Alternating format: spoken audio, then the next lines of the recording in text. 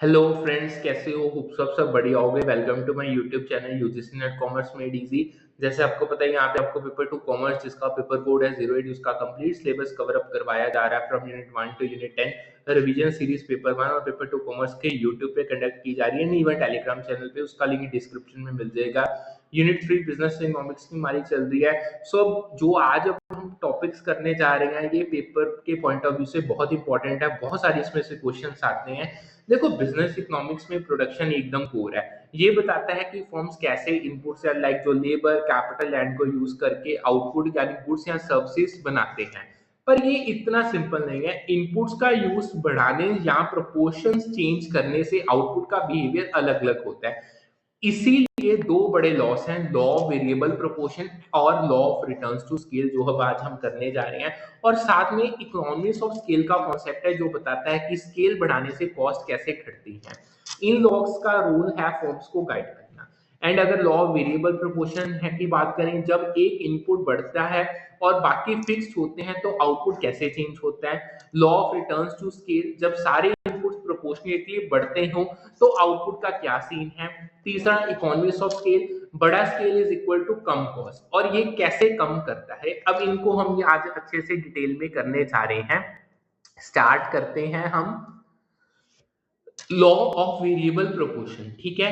एक इनपुट का जादू, यानी एक ही इनपुट को चेंज करना है। देखो, लॉ ऑफ वेरिएबल प्रोपोर्शन का क्या, law of diminishing marginal returns बोलता है कि जब तुम एक इनपुट जैसे लेबर को बढ़ाते हो और बाकी इनपुट जैसे लैंड या कैपिटल फिक्स रखते हो, तो एक पॉइंट के बाद उस इनपुट का मार्जिनल प्रोडक्ट घटने लग जाता है। मतलब हर एक्स्ट्रा यूनिट इनपुट से जो एडिशनल आउटपुट मिलता है वो धीरे धीरे कम होता जाता है। ये लॉ अज्यूम करता है कम से कम एक इनपुट फिक्स्ड है, जैसे फैक्ट्री का साइज या लैंड फिक्स्ड रहेगा। एक इनपुट वेरिएबल है, जैसे लेबर या रॉ मटेरियल फॉर एग्जांपल। अब तीन स्टेजेस में ये काम करता है, जो सबसे इंपॉर्टेंट है। ये लॉ तीन स्टेजेस में काम करता है। नंबर 1 आता है स्टेज 1, इंक्रीजिंग मार्जिनल रिटर्न्स। शुरू में जब तुम वेरिएबल इनपुट से लेबर ऐड करते हो, टोटल प्रोडक्ट और मार्जिनल प्रोडक्ट दोनों तेजी से बढ़ते हैं, क्योंकि फिक्स्ड इनपुट से लैंड का बेटर यूज होता है और एफिशिएंसी बढ़ती है। अगर मैं आपको एग्जांपल दूं, एक छोटे फार्म पे एक वर्कर की बजाय दो वर्कर डालने से क्रॉप प्रोडक्शन डबल हो सकता है, क्योंकि काम डिवाइड होता है। स्टेज 2 आती है डिमिनिशिंग मार्जिनल रिटर्न्स। एक पॉइंट के बाद मार्जिनल प्रोडक्ट घटने लगता है, मतलब हर एक्स्ट्रा वर्कर से एडिशनल आउटपुट कम मिलता है, क्योंकि फिक्स्ड इनपुट लैंड मान लो लिमिटेड है और ज्यादा वर्कर्स ऐड करने से कंजेशन या इनएफिशिएंसी बढ़ जाती है। अगर एग्जांपल दूं, सेम फॉर्म पे 5 वर्कर्स के बाद 6th वर्कर ऐड करने से थोड़ा ही एक्स्ट्रा क्रॉप मिलेगा, क्योंकि लैंड पे स्पेस या रिसोर्सेज कम पड़ने लगे हैं अब, ठीक है। स्टेज 3 आती है नेगेटिव मार्जिनल रिटर्न्स। अगर तुम और ज्यादा इनपुट ऐड करते हो तो मार्जिनल प्रोडक्ट नेगेटिव हो सकता है, मतलब टोटल आउटपुट भी घटने लगता है, क्योंकि ओवरक्राउडिंग या मिसमैनेजमेंट हो जाती है। अगर मैं आपको एग्जांपल दूं, 10 वर्कर डालने से फार्म पे लोग एक दूसरे के रास्ते में आने लगते हैं और क्रॉप डैमेज हो सकता है, टोटल आउटपुट घट जाता है, ठीक है जी। इसको अगर थोड़ा सा मैं और एग्जांपल के थ्रू समझाता हूं आपको, ये चीज समझनी बहुत जरूरी है। सोचो, एक फार्मर के पास फिक्स्ड 1 एकड़ लैंड है। वो लेबर वर्कर्स बढ़ाता है। एक worker 10 quintal of wheat, marginal product जिसका 10 है। दो worker 25 quintal, marginal product 15, increasing return. तीन वर्कर 35 क्विंटल हो गया, मार्जिनल प्रोडक्ट 10। अब ये डिमिनिशिंग रिटर्न शुरू हो गई है। चौथा वर्कर 40 क्विंटल, मार्जिनल प्रोडक्ट 5 का, अगेन डिमिनिशिंग रिटर्न्स है। 5 वर्कर्स 38 क्विंटल, मार्जिनल प्रोडक्ट अब नेगेटिव हो गया, यानी नेगेटिव रिटर्न स्टार्ट होगी। ये दिखाता है कि एक पॉइंट के बाद एक्स्ट्रा लेबर से आउटपुट घटने लगता है, ठीक है जी। अब ये चीज इंपॉर्टेंट क्यों है? ये लॉ फॉर्म्स को बताते हैं कि एक इनपुट को कितना बढ़ाना है ताकि एफिशिएंसी मैक्सिमम हो। ओवर क्राउडिंग से बचने के लिए ऑप्टिमल इनपुट लेवल चूज करना बहुत जरूरी होता है, ठीक है। अब आगे नेक्स्ट आता है law of returns to scale, ठीक है। Law of returns to scale तब काम आता है जब तुम सारे input like labour capital land को प्रोपोर्शनेटली बढ़ाते हो और देखते हो कि आउटपुट कैसे चेंज होता है। ये लॉन्ग रन का कॉन्सेप्ट है, क्योंकि लॉन्ग रन में सारे इनपुट्स वेरिएबल होते हैं।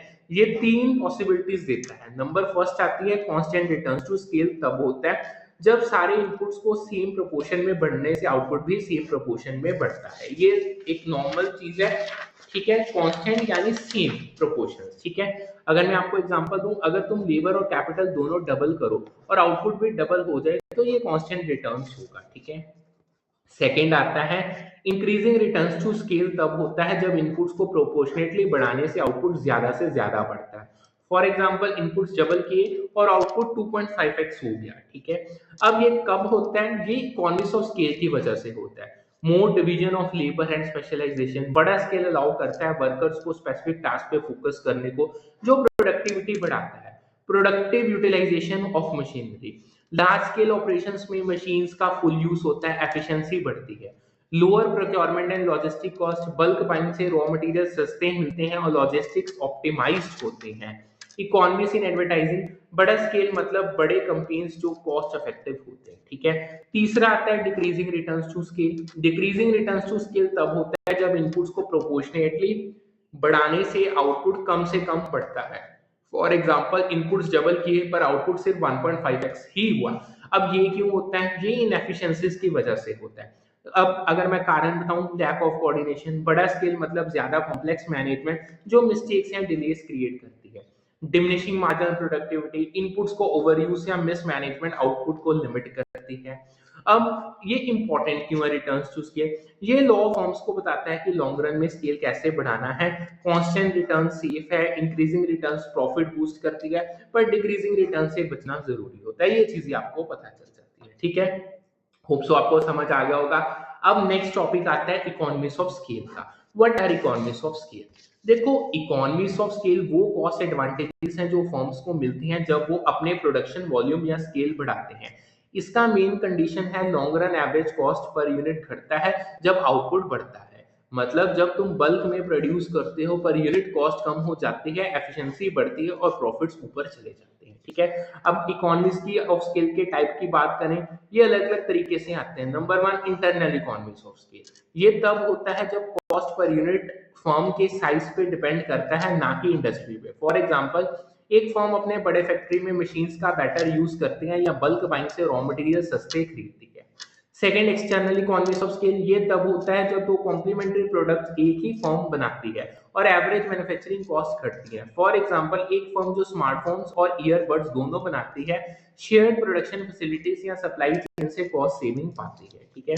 तीसरी आती है इकोनॉमिक्स ऑफ स्केल। ये तब होता है जब कॉस्ट पर यूनिट इंडस्ट्री के साइज पे डिपेंड करता है, ना कि फर्म पे।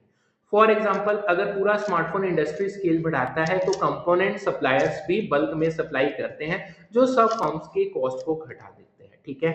अब ये इकोनॉमिक्स ऑफ स्केल्स होती क्यों है, हैपन कैसे होती है?